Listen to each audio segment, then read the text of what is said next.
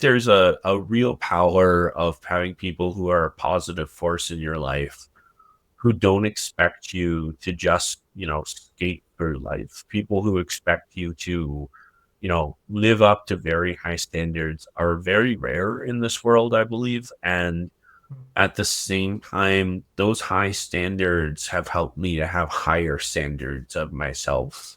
And in the last several years of my professional career, one of the great things that I've had in myself is an expectation for me to do my best. And I know it's not traditional, but I've kind of considered myself and numerous people I've worked alongside as very close mentors as I've learned to get better at events, and they've also inspired me to hold myself potentially to a standard higher than anyone else. I've always kept this love-hate relationship with the idea of, all right, you're doing good enough, but there's still more potential and higher standard that you can reach.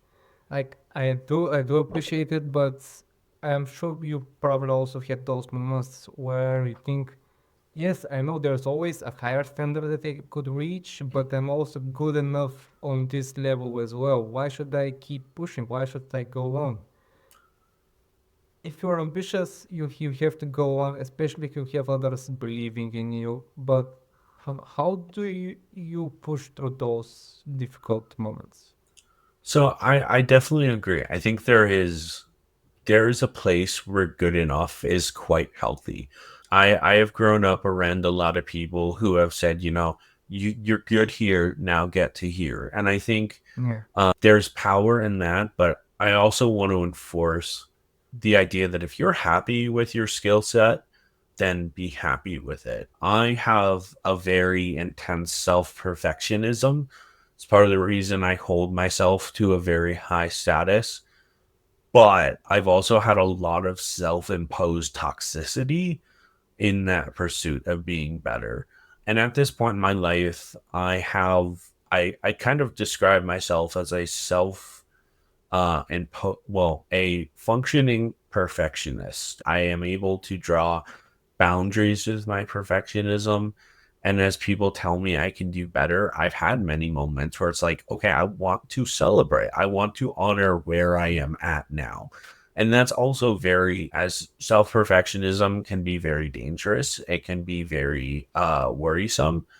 And for those of you listening, if you have a very rough relationship with your perfectionism, I very much encourage you to learn how to sit in the moment and just celebrate what you have done in the capacity that you have done. I have there have been many moments where I've been way too hard on myself, way too mean, because especially with people telling me I can do better.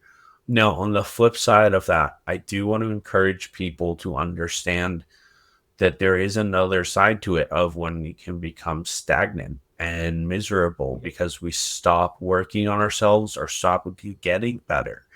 And so there's a very hard mix, a very hard way to get into the middle of that and find a good center, but it is possible.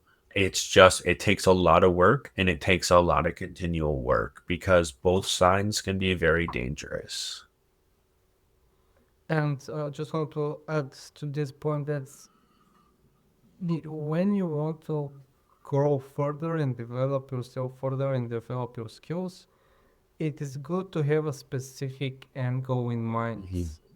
This will outline a little bit better what exactly you need to do, what exactly you need to achieve to get to this point and to stay and to get to this stage of, all right, I did a lot in the past 1 to 3 years.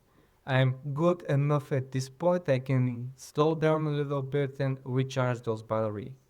And this being said, I want to ask you now for a lot of the Bulgarian folklore, the Bulgarian story, the end goal usually is the golden apple or the princess in the kingdom. We know about the warrior who is going to retire with a lot of honor and live a peaceful life. How does this end goal look for Thomas? If you're not still with the Edgar Allan Poe, dream at the end. I think for me right now, the end goal isn't I love the idea of like that golden apple or that happy place. I think my end goal right now, and it can change radically throughout the day, but I've always been someone where I want to get to a place where I am continually contented. There's a lot of idea about being happy or that happily ever after mindset. And I very much like to challenge that. I think happiness as an emotion is not meant to last, as is joy.